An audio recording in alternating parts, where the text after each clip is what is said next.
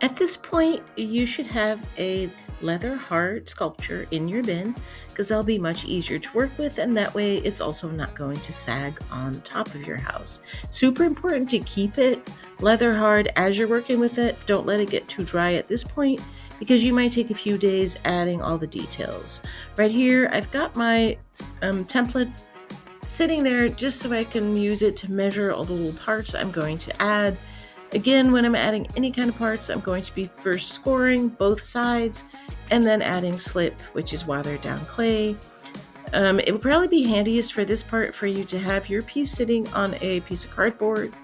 Right here, I'm still using cloth, but cardboard is actually a little bit handier for this part, and it will also keep your piece from breaking while you're carrying it around.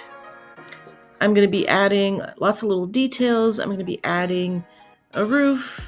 I'm going to be adding little bars along the windows, the door, parts of the steps, and it's up to you how much detail you're adding here. I'm starting with additive, meaning I'm adding clay, and then later I'm going to do subtractive, where I'm carving away just to give this piece some depth.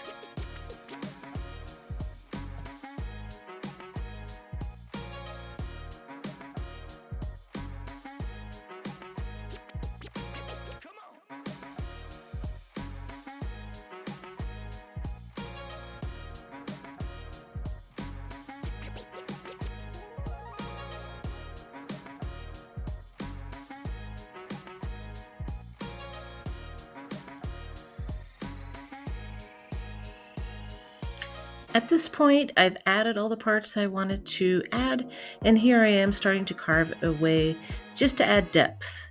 After I'm done with this part, I'm going to use underglaze, and then after I've added underglaze, I will add some text in this that I'll carve into it. So that's the very last part of this, but here I am just carving away, and I'll show you a little bit, and then we'll switch over to showing you how the underglaze works. So once I'm done carving, I'm using a dry brush to get rid of all the little bits of clay that are still left over. Adding a little bit more detail here, I'll brush that away with a dry brush as well. And now I'm ready to add underglaze.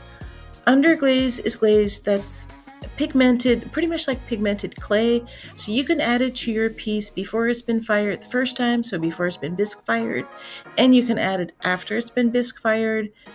We're having two different kinds of underglaze at our disposal. The first kind of underglaze is what I was using there, using the palettes, which almost look like watercolors.